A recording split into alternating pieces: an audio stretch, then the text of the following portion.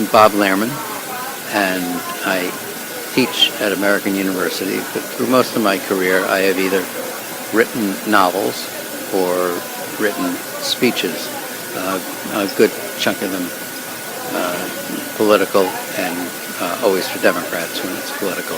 I was the chief speechwriter in the White House for Al Gore, and I was the chief speechwriter for the Democratic National Committee in 2004, and I wrote a book called The Political Speechwriter's Companion, and that I'm happy to say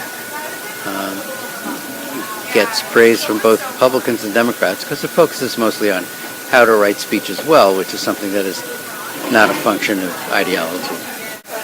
The speeches that I'm most proud of are the ones nobody has ever heard of, because there were two women during the Million Mom March, which was a huge event in Washington, where women marched for gun control.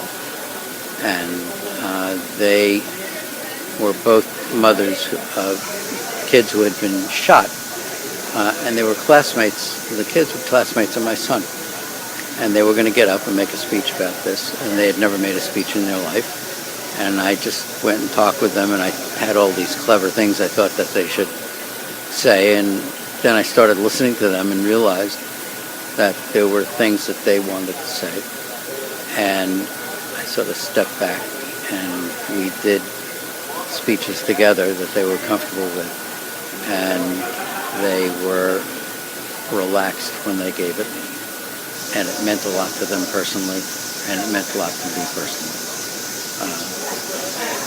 You work all the time when you're in the White House.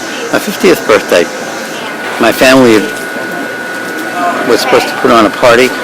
I spent the entire day in the White House writing a speech for Gore on the value of fatherhood, believe it or not. He was going to a conference on fatherhood. So I spent all day writing that, and I missed my party. And I thought it was perfectly worthwhile. What was wonderful was Obama's 2008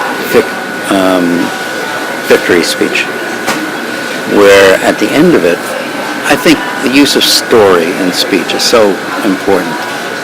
And he just talked about a woman who had voted in somewhere in the South, who was 106 years old, and it was the first time she had ever cast a ballot.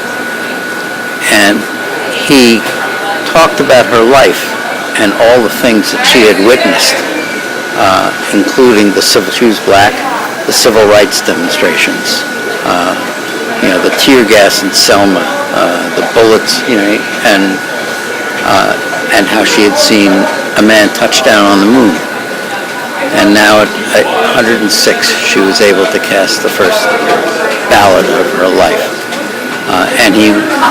And then he went from that into what had been his signature that year, Yes We Can. And eventually the audiences start saying it with him. The way he used story and the way he made that transition into that sort of affirmation was really wonderful. And then, of course, I have my favorite example, which is Arnold Schwarzenegger, who gave the 2004